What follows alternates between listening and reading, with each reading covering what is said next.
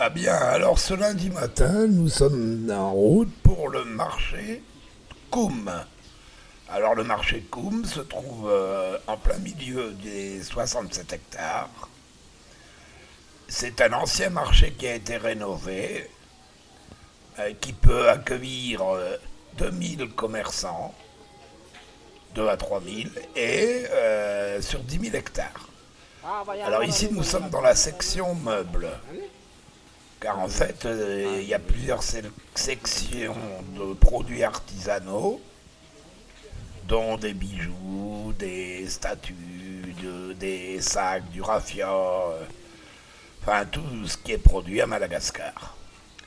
Alors évidemment, ici, on voit tous ces meubles présentés qui appartiennent à divers petits commerçants. En fait, c'est un peu regroupé en coopérative. Et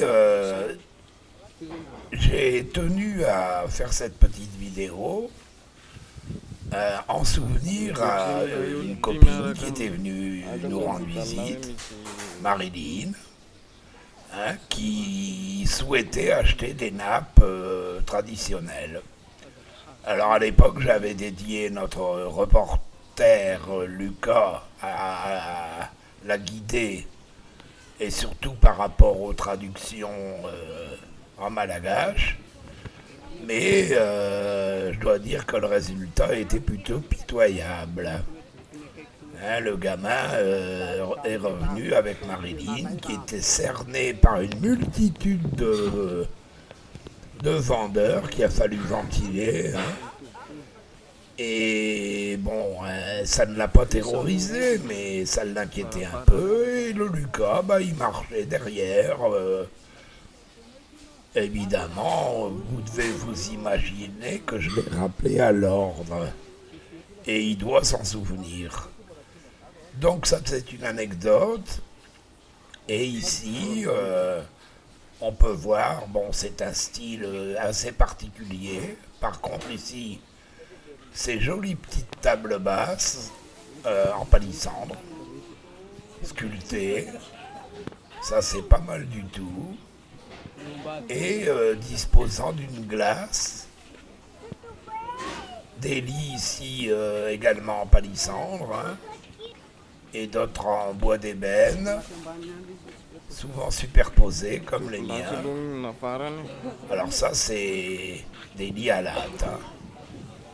Et on avance ici vers la section table de salon. Et tout ça, ce sont des artisans de la région qui viennent exposer et potentiellement vendre leur production. Alors je remarquerai que c'est pas du Made in China, c'est du 100% Malagasy. Et on peut y trouver et même faire des commandes sur mesure. Ça, c'est une balade à faire quand on visite Tana et qu'on veut découvrir un peu la synergie du pays. Donc cet endroit dispose aussi d'un côté pratique intéressant, c'est que non seulement ils ont pensé aux espaces de vente, mais surtout au parking. Et moi personnellement, qui suis à mobilité réduite, je trouve quand même que c'est très important d'avoir un parking gardé, surtout là en ville, vous voyez, et surtout accessible. Voilà. À bientôt et merci.